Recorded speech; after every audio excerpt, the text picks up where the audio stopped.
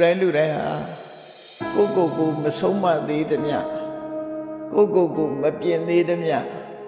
ဆရာမိဘတွေဘလောက်ပဲဆုံးမကိုဆုံးမနိုင်မှသာလေအရင်ခြေဆုံးဆိုပုဂ္ဂိုလ်ဖြစ်တယ်ကိုတမိုးထားလေးစားတဲ့ပုဂ္ဂိုလ်တိုင်းဟာအကောင်းဆုံးဖြစ်အောင်ကိုယ်တိုင်ကြိုးစားကြရတာဖြစ်တယ်ဆရာမိဘဆုံးမလို့လိုက်နိုင်ရင်လည်းကောင်းကျိုးချမ်းသာရတယ်သို့တော့ဆရာမိဘရဲ့ဆုံးမကိုနာယူပြီးတဲ့အခါမိမိကိုယ်တိုင်ကဒီမှာရင်ကြီးတဲ့လမ်းကြောင်းအတိုင်းလိုက်ပြီးကိုယ်တိုင်ကိုပြုပြနိုင်မှသာလေလောကမှာလူတော်လူကောင်းဖြစ်တာဖြစ်တယ်မိဘဆရာဆုံးမတယ်ဆိုတာလမ်းညွှန်ပြရုံတမျှတာဖြစ်တယ်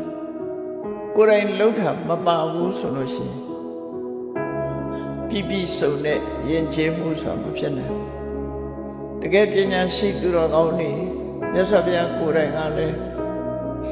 တော်ဝါတွေကိုသတိပေးတဲ့စကားမိန့်ကြားခဲ့တယ်တုံမေဟိကိစ္စံအတ္တပံလို့တဲ့လှုပ်တဲ့ကိစ္စတွေကိုမင်းတို့ဘာဒီစူးစမ်းရမှာဖြစ်တယ်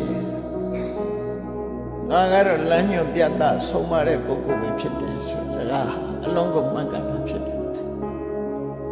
ဆုံးမတဲ့အတိုင်းလိုက်နာသူမလိုက်နာသူဆိုတာနှမျိုးရှိတယ်လိုက်နာတဲ့ပုဂ္ဂိုလ်တွေကကောင်းကျိုးချမ်းသာရပြီးမလိုက်နာတဲ့ပုဂ္ဂိုလ်ကကောင်းကျိုးချမ်းသာမရနိုင်ဘူးအဲ့ဒီအဓိပ္ပာယ်ကဘာလဲလို့ဆိုလို့ရှိရင်လူတွေဟာကိုမဆုံးမနိုင်သေးသမျှသူများရဲ့အဆုံးအမကိုသာခံယူပြီးကိုမဆုံးမနိုင်သေးသမျှလူလောကမှာအသုံးကျတဲ့ပုဂ္ဂိုလ်ဆိုဖြစ်ဖို့ခဲနေတယ်သူတို့ဆိုမြတ်စွာဘုရားကအတ္တာဟိကိရဒုဒ္ဓမောဆိုကိုဆုံးမဖို့ကလွန်ခက်တယ်လို့ပြောတာသူများဆုံးမရတာလွယ်တယ်ကိုဆုံးမဖို့ကြတော့ခက်တယ်လူဆိုတာကိုနိုင်အောင်ဆုံးမနိုင်လေမရှိကြဘူးသူများကသာဆုံးမတတ်တယ်အလွယ်တကူဆုံးမတတ်တယ်ကိုယ်တိုင်ကသူများကိုဆုံးမတယ်လို့ကိုယ်တိုင်လိုက်နာမှုချစ်သုံးမှုကြများစွာခက်ခဲတတ်ကြဒါကြောင့်မို့အပြောသမားဘဝရောက်သွားတာတွေအများကြီးပဲနော်မြတ်စွာဘုရားရဲ့ဆုံးမမှာဆိုယထာဝါရီတထာကာရီယထာကာရီတထာဝါရီဆိုတာအပြောနဲ့အလုပ်ဟာကိုက်ညီစေရမယ်လို့ဆိုတရားဟောတဲ့ဘုန်းကြီးတွေဒီပင်နဲ့ကိုဟောတဲ့တရားကိုပြန်နာရမယ်ကိုကြားရမယ်လို့ဆိုကိုကသာဟောပြီးတော့အဟောဘက်သာနေပြီးတော့ဟောတဲ့အတိုင်းကိုကမလိုက်နာဘူးဆိုလို့ရှိရင်ဒါအဟောတက်ပဲအဟောတက်အပြောတက်နဲ့အကျိုးမှဖြစ်မှာမဟုတ်နော်ကောင်းကျိုးချမ်းသာရနိုင်တာမဟုတ်ဘူးဒါကြောင့်မို့ကိုဟောတဲ့တရားကိုပြန်ပြီးကြားရမယ်ကိုယ်တိုင်လိုက်နာကျင့်သုံးတာပဲဖြစ်ရယထာဝါရီတထာကာရီကိုပြောသလိုကိုကလုပ်ရမယ်လုပ်သလိုလည်းပြောရမယ်လုပ်ထားတယ်လည်းပုံမပြောရဘူးဒီလိုဆိုလို့ပေါ့နော်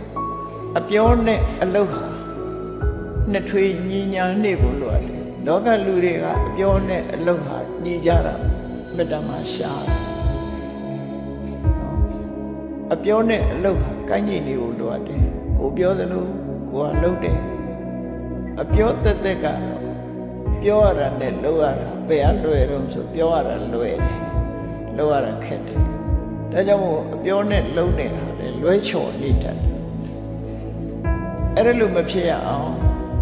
ဆုံးမသွန်သင်မှုလို့အရေးကြီးဆုံးကတော့ကိုရှင်ကျေးအောင်ဆုံးမမှုကိုလမ်းပြနိုင်မှုဒါဟာအရေးကြီးအဲ့တော့ကိုဆုံးမဖို့ဆိုတာဘာတွေလိုအပ်တော့ပညာရှိတွေရဲ့ဆုံးမတွေများစွာသိဖို့လိုအပ်တယ်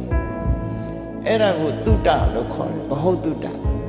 ဘာဟုတ်တဲ့သင်္စသိပင်္စဆိုတဲ့မြတ်စွာဘုရားရဲ့မင်္ဂလာတရားတော်တွေထဲမှာကိုဟာသူတော်ကောင်းတရားတွေကိုများစွာကြားနာဘူးတဲ့ပုဂ္ဂိုလ်ဖြစ်ကြားနာတယ်ဆိုတော့သင်ယူတာပဲဖြစ်တယ်နာယူတယ်ဆိုတော့သင်ကြားခြင်းသင်ယူခြင်းပဲဖြစ်တယ်တရားပွဲတွေကျင်းပပြီးတရားနာတယ်ဆိုတာ မြတ်စွာဘုရားဘာတွေဟောခဲ့တယ်လဲဆိုတာကိုသင်ယူခြင်းပဲဖြစ်တယ်ရှေးခေတ်ကနားနဲ့သင်ယူတာဖြစ်တော့ကြောင့်တုတ္တဆိုတဲ့အသုံးကိုပဲသုံးတာဖြစ်တယ်